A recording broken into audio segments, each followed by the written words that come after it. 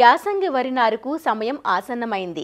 November 20 నుంచి December 20 వరకు తెలంగాణలో యాసంగి నారు పోసుకోవడానికి అనువైన సమయం. వరి నారుమళ్లు ప్రధాన పొలంలో కలుపు ఎప్పుడూ సమస్యగానే ఉంటుంది. ముఖ్యంగా నారుమళ్లలో కలుపును నివారించకపోతే అది ప్రధాన పొలంలో కూడా విస్తరించి సమస్యగా మారుతుంది. అందువల్ల నారుమళ్లలో సైతం అన్ని రకాల సమగ్ర పద్ధతులను ఆచరించి కలుపును నివారించాలి. కలుపు రసాయనాలను సమగ్ర పద్ధతుల్లో భాగంగా వాడుకోవాలి. వరి నారుమళ్లలో కలుపు యాజమాన్యం గురించి తెలియజేస్తున్నారు ప్రొఫెసర్ జయశంకర్, తెలంగాణ రాష్ట్ర వ్యవసాయ విశ్వవిద్యాలయం రాజన్ నగర్లోని కలుపు విభాగం ప్రధాన శాస్త్రవేత్త డాక్టర్ భీమిరెడ్డి పద్మజ. వరి పంట సాగులో కలుపు యాజమాన్యం అనేది కీలకమైన అంశం. కొన్ని రకాలైనటువంటి కలుపు మొక్కలు, ముఖ్యంగా ఊద లేదా ఒడిపిలి, తుంగ జాతి వంటి కలుపు మొక్కలు నారుమడి నుంచే ప్రధాన పొలంలో ప్రవేశించి నష్ట తీవ్రతను ఎక్కువ చేస్తాయి. కాబట్టి నారుమడిలో కూడా ఈ కలుపు యాజమాన్యం చేపట్టడం అనేది చాలా ముఖ్యమైన అంశం.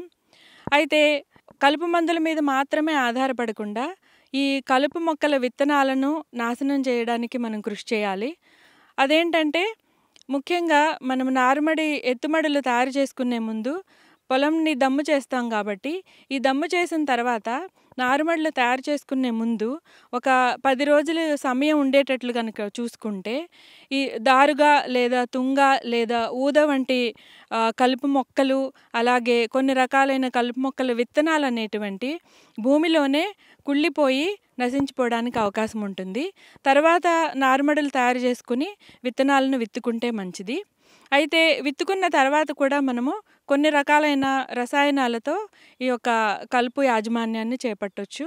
అందులో ముఖ్యంగా ఏకవార్షిక గడ్డి కానీ, వెడల్పాకు కలుపు మొక్కలు కానీ, అలాగే తుంగ కూడా అన్ని రకాల కలుపు మొక్కలు కనుక ఉంటే గనక విత్తిన తర్వాత 8 నుంచి 10 రోజుల లోపల బ్యూటాక్లోర్ 50% ద్రావకము లేదా ప్రిటిలాక్లోర్ 50% ద్రావకాన్ని లీటర్ నీటికి 5 మిల్లీలీటర్ల చొప్పున కనుక కలుపుకుని పిచికారీ చేసుకుంటే ఈ యొక్క కలుపు మొక్కలు అనేవి చనిపోవడానికి అవకాశం ఉంటుంది. కొన్ని రకాల కలుపు మొక్కలు అంటే ముఖ్యంగా ఊద లేదా ఒడిపిలి అంటారు. విత్తిన తర్వాత 10 నుంచి 15 రోజుల మధ్యలో సహాలోఫాప్ బ్యూటైల్ అనే ద్రావకాన్ని, ఇది 10% ద్రావకము, లీటర్ నీటికి 1.5 మిల్లీలీటర్ల చొప్పున కనుక కలుపుకుని పిచికారీ చేసుకుంటే ఊద మాత్రమే చనిపోతుంది. ఈ విధంగా ప్రధాన పొలంలో కొంతవరకు ఈ ఊద సమస్య అనేది తగ్గుతుంది.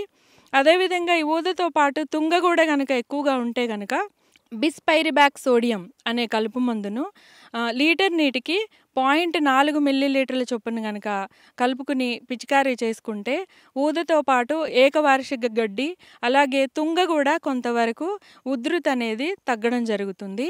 ఈ విధంగా నారుమడిలోనే ఈ కలుపు యాజమాన్యం కనుక చేపడితే గనక ఈ కలుపు మొక్కలనేవి నశించడంతో పాటు ఆరోగ్యకరమైనటువంటి మరియు దృఢమైనటువంటి నారును పెంచుకుని ప్రధాన పొలంలో నాటుకోవడానికి అవకాశం ఉంటుంది.